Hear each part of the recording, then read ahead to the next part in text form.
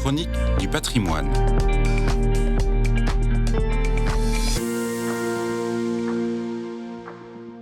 Une collection exceptionnelle de 272 icônes. C'est l'acquisition que vient de faire le Louvre pour son nouveau département des arts de Byzance et des chrétientés en Orient, à l'ouverture prévue en 2027. Il s'agit de la collection de Freddy Abouadal et de son père Georges. Pendant toute leur vie, ils ont réuni au Liban cet ensemble exceptionnel d'icônes d'une diversité très riche. Maximilien Durand, directeur du département des arts de Byzance et des chrétientés en Orient, souligne au journal La Croix. Par la diversité des provenances des œuvres, elle raconte une histoire globale de la production des icônes, depuis le XVe siècle jusqu'au début du XXe siècle, là où l'on dispose, pour l'instant, d'études centrées sur une région ou un axe d'intérêt particulier. Il y a des icônes crétoises, grecques, balkaniques, transylvaines, valaques, russes, levantines et melkites.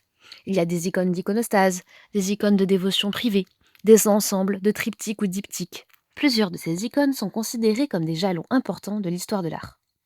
L'acquisition de la collection pourrait permettre un renouvellement des connaissances sur l'histoire des icônes, sur leur circulation d'une région à l'autre, au gré des échanges interculturels et des enjeux politiques, sur l'évolution de la peinture d'icônes, par exemple par l'habitude qui se développe dans certaines régions de signer les icônes, ou bien par la présence de certains sujets iconographiques assez rares.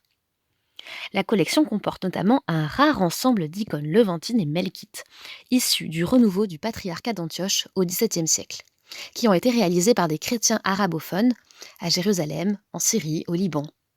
Par exemple, des représentations de Sainte Éliane de Homs, des 40 martyrs de Sébaste, des saints stylites, Siméon l'Ancien, Siméon le Jeune, ou encore une grande icône du premier concile de Nicée.